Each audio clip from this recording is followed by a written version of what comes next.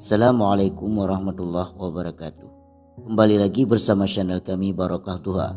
Kesempatan kali ini insyaallah kita akan mengisahkan masuknya Islam ke negeri Maroko. Dahulu, negeri Maghribi mencakup wilayah Afrika Utara yang kini dihuni negara-negara seperti Maroko, Aljazair, Tunisia, dan Libya. Penjelajahan dan perluasan dakwah Islam yang dilakukan pada masa dinasti Umayyah sudah mencapai Eropa, di antaranya menyasar Andalusia dan Kepulauan Sisilia. Ekspedisi ke Eropa pada masa Umayyah dikomandoi oleh Gubernur Afrika Utara Musa bin Nusair pada tahun 710 Masehi. Awalnya Musa mengutus Tarif atas kepercayaannya untuk menuju kepulauan paling selatan benua Eropa.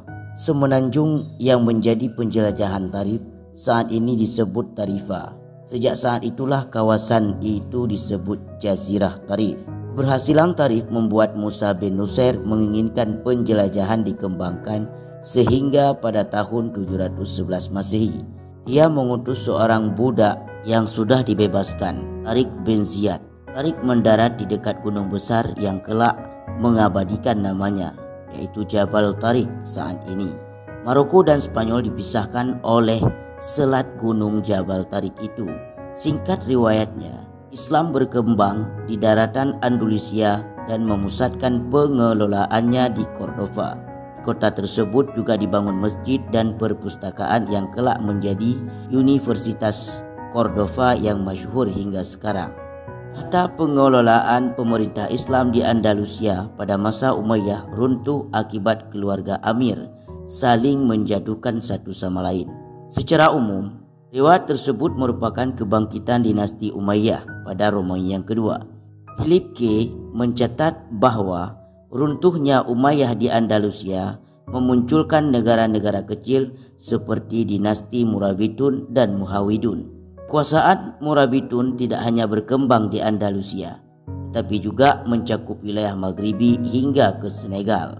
Dari kekuasaan yang luas tersebut, Yusuf ibnu Tashfin yang merupakan salah satu pendiri dinasti Murabitun sekaligus menjadi penguasa atau raja Maghribi, yaitu Maroko, Aljazair, dan Spanyol.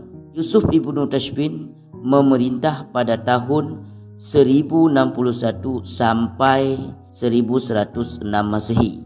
Baik Murabitun maupun Muhawidun mengembangkan pusat-pusat kemajuan negara di beberapa kota seperti Granada, Sevilla, dan Murcia selain Cordova pada masa Umayyah. Runtuhnya pemerintahan kaum muslimin di Andalusia diantaranya perpecahan. Meskipun dipimpin oleh para amir muslimin, konflik internal tidak bisa dielakkan. Salah satu perpecahan kepemimpinan Muslim di Andalusia ialah tidak adanya ideologi pemersatu sehingga terpecah menjadi 33 negara kecil. Dengan kondisi seperti itu, bangsa Eropa lebih mudah merebut dan menguasai kawasan Andalusia. Bahkan beberapa kawasan di Maroko seperti Semenanjung Ceuta dan Melilla saat ini dikuasai oleh kerajaan Spanyol.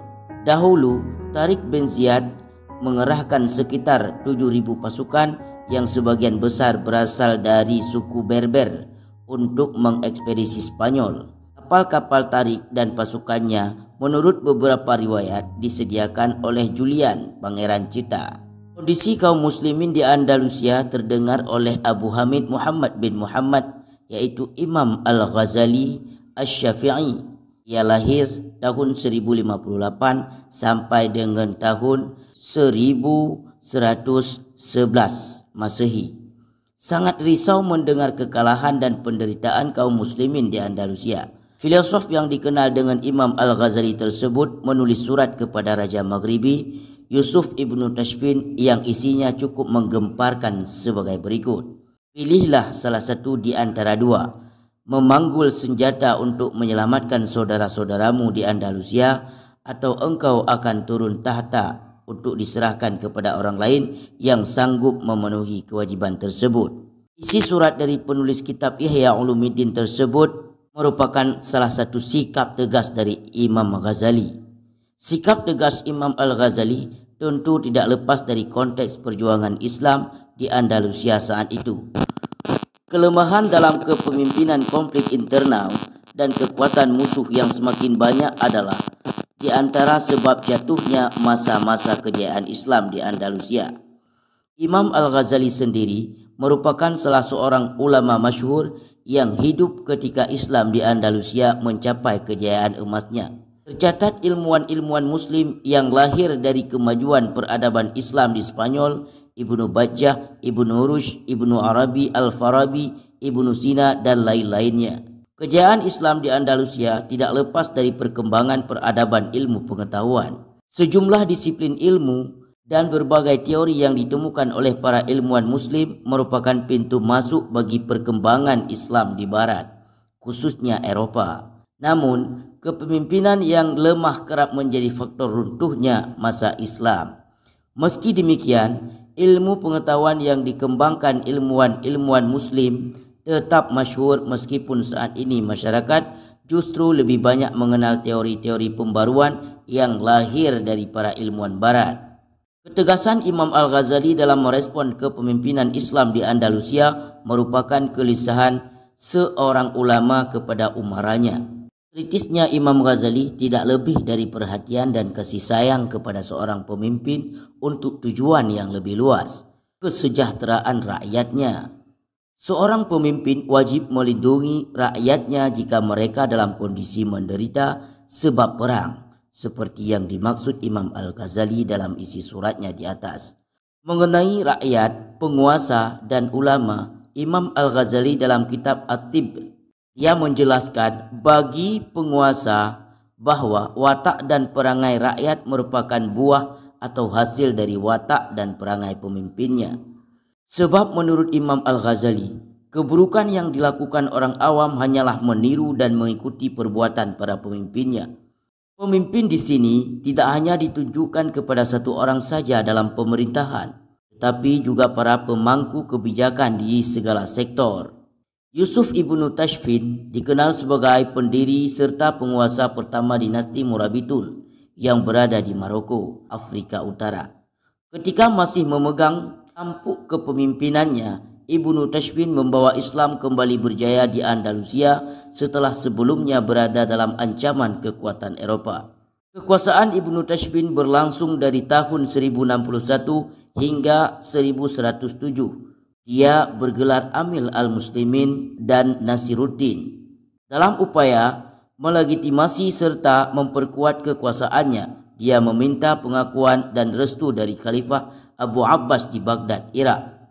Baru setelah itu, dia melakukan upaya konsolidasi internal, antara lain dengan membenahi dan menata struktur administrasi pemerintahan, mempersatukan serta mengordinasikan kekuatan berbagai suku yang ada, dan juga membentuk satu formasi militer yang tangguh.